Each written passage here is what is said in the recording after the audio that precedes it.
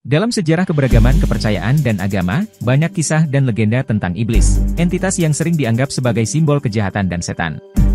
Namun, apakah iblis benar-benar sosok nyata atau hanya mitos belaka? Video ini akan menyajikan argumen dan bukti yang mendukung pandangan bahwa iblis adalah semata-mata mitos, dan bukan entitas yang nyata. Untuk memahami esensi dan asal-usul iblis, perlu kembali ke sumbernya, dan melihat berbagai perspektif dalam berbagai kitab suci dan keyakinan.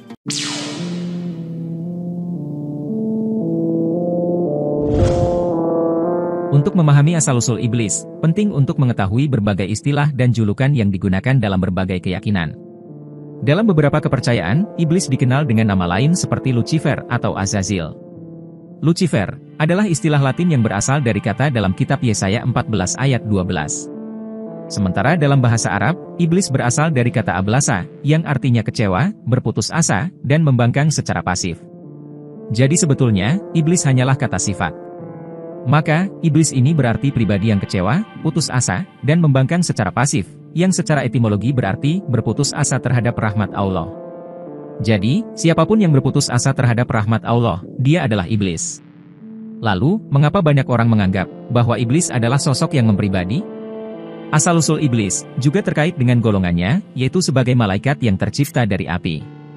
Meskipun dalam berbagai agama dan keyakinan, konsep malaikat dan jin bisa berbeda-beda.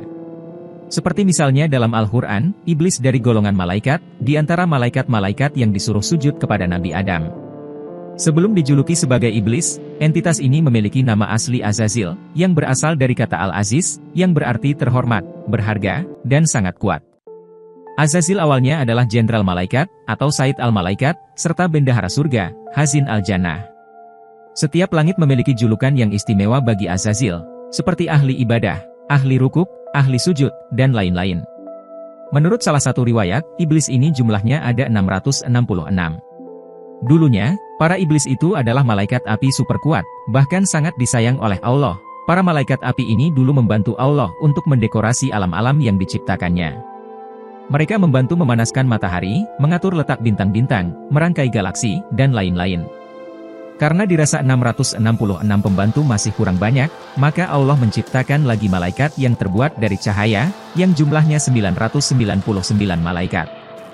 Para malaikat ini saling akur, malaikat cahaya hormat kepada para malaikat api, layaknya junior hormat ke seniornya.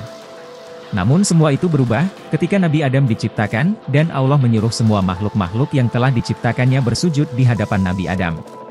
Sepanjang sejarah mereka, tak pernah ada namanya senior berlutut di hadapan junior. Iblis seolah mengumpat, "What the f***, perintah macam apa ini?" Setelah Allah memerintahkan para malaikat untuk sujud kepada Nabi Adam sebagai bentuk penghormatan, iblis menolak dengan alasan-alasan yang didasari oleh logikanya yang bengkok. 3 logika utama yang mendasari penolakan iblis tersebut adalah: 1. Iblis merasa bahwa dirinya lebih tinggi kedudukannya daripada Nabi Adam. Sebagai makhluk yang tercipta sebelum manusia, iblis merasa bahwa seharusnya tidak perlu sujud kepada sosok yang dianggapnya lebih muda daripada dirinya. Rasa angkuh karena merasa lebih tua, menyebabkan iblis menolak untuk mengakui keunggulan Nabi Adam sebagai khalifah baru di bumi.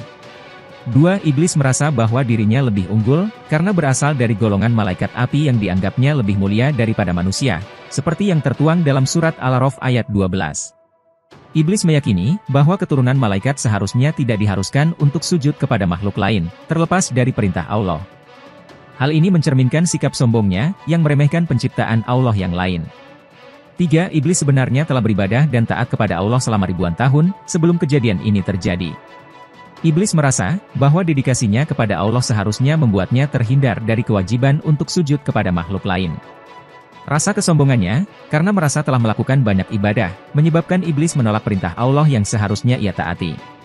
Setelah kita membahas asal-usul dan karakteristik iblis dari perspektif agama, mari kita perluas pandangan kita dengan melihat keberadaannya dalam konteks mitos dan filsafat. Contohnya, dalam mitologi Yunani, terdapat tokoh Prometheus, yang memberi api kepada manusia, dan dipenjara oleh para dewa sebagai hukuman.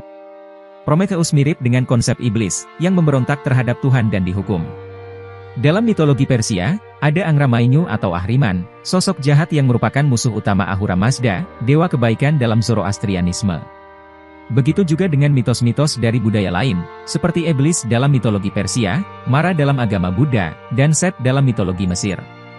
Mereka semua memperkuat konsep tokoh jahat, atau musuh utama yang melawan kebenaran dan kebaikan, sejalan dengan peran iblis dalam agama-agama monoteistik. Selain dalam konteks agama dan mitos, keberadaan iblis juga menarik perhatian banyak filsuf untuk membahas isu-isu tentang kejahatan, kebebasan, dan kehendak manusia. Beberapa pertanyaan filosofis yang sering diajukan tentang iblis adalah sebagai berikut. 1. Mengapa Tuhan menciptakan makhluk jahat seperti iblis? 2. Apakah iblis memiliki kehendak bebas? 3. Apakah iblis dapat ditebus, atau ditransformasi menjadi sesuatu yang baik? 4. Apa implikasi moral dari karakter iblis dalam mitos dan agama, selain kebencian kita kepada sosok iblis? Pertanyaan-pertanyaan ini tidak selalu memiliki jawaban yang konsisten, dan perdebatan terus berlanjut di kalangan filsuf dan teolog. Jadi, ketika iblis dipahami sebagai makhluk yang berjati diri dengan gambaran sifat dan kelakuannya yang bandel, jahat, menyesatkan, dan menjerumuskan, maka pertanyaannya adalah, mengapa Tuhan tidak memaafkan iblis? Padahal sifat Tuhan salah satunya adalah Maha Pemaaf. Ditambah lagi, iblis tidak menyekutukan Allah, yang merupakan dosa terbesar. Dari sini membuat kita berpikir, jangan-jangan, dosa paling besar bukanlah menyekutukan Allah, namun memiliki sifat iblis, yaitu berputus asa terhadap rahmat Allah. Tak hanya dalam Islam, dalam kekristenan pun, iblis juga mengalami pergeseran makna. Salah satu iblis paling terkenal, bernama Lucifer. Kata Lucifer, dianggap berasal dari bahasa Latin yang berarti penerang, atau bintang fajar. Kemunculannya dalam Alkitab terdapat dalam kitab Yesaya dalam Perjanjian Lama, khususnya pada ayat Yesaya 14 ayat 12. Meskipun demikian, perlu dicatat, bahwa istilah Lucifer ini, bukan merujuk kepada iblis, tetapi ada konteks historis yang berbeda. Walaupun ini masalah kecil dalam komunitas Kristen yang mainstream, namun hal ini justru menjadi masalah yang lebih besar bagi pembaca Alkitab secara literal, dan menjadi masalah besar juga bagi yang menganut agama Mormon. Bahkan kepercayaan Yahudi, yang diyakini sebagai salah satu monoteisme tertua setelah Zoroastrianisme, tidak mengenal nama Lucifer, dan para Rasul Kristus pun tidak mengenal nama Lucifer. Istilah Lucifer ini baru muncul dalam terjemahan Latin Vulgata pada abad ke-4 Masehi. Ayat tersebut sebenarnya berbicara tentang Raja Babel, dan bukan mengenai iblis. Raja Babel pada waktu itu, sombong dan ingin menyamai dirinya dengan Allah.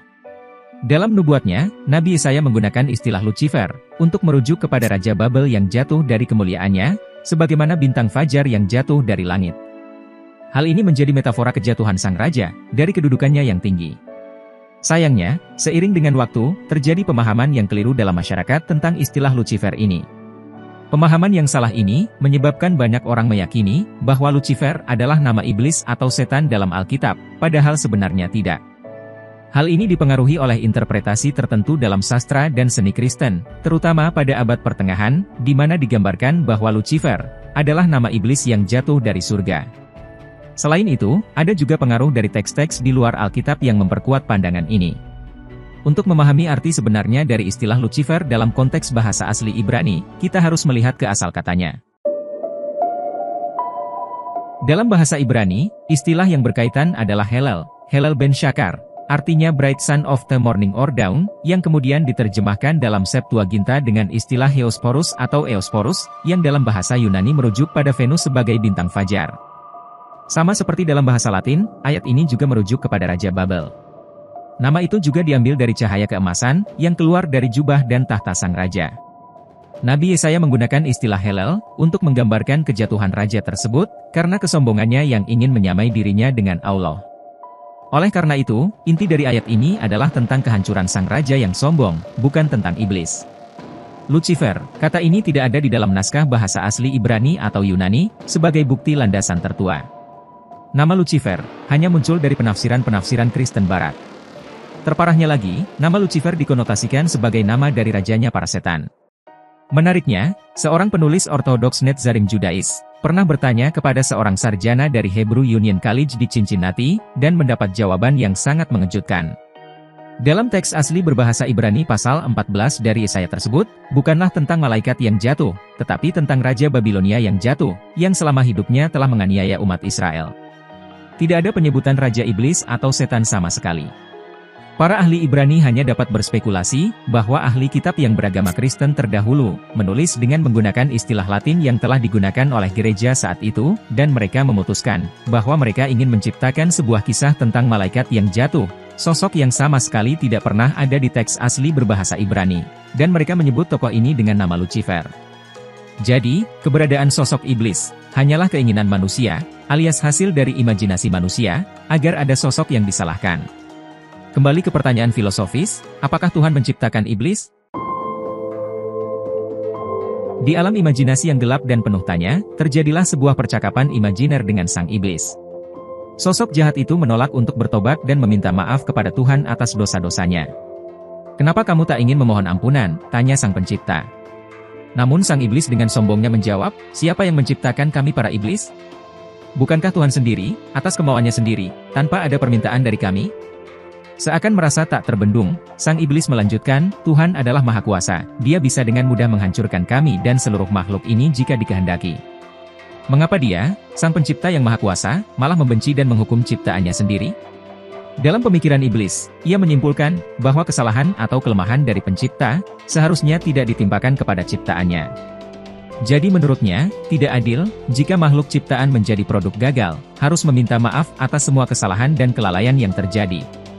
Terlepas dari imajinasi yang membingungkan ini, pada akhirnya, manusia memiliki kebebasan untuk mengambil keputusan dan bertanggung jawab atas perbuatannya, begitu pula yang telah menjadi iblis. Jadi sekarang bagaimana? Apakah iblis adalah sebuah sosok atau hanya sifat? Tidak perlu dijawab, karena apapun jawaban kalian, pasti banyak yang membantahnya.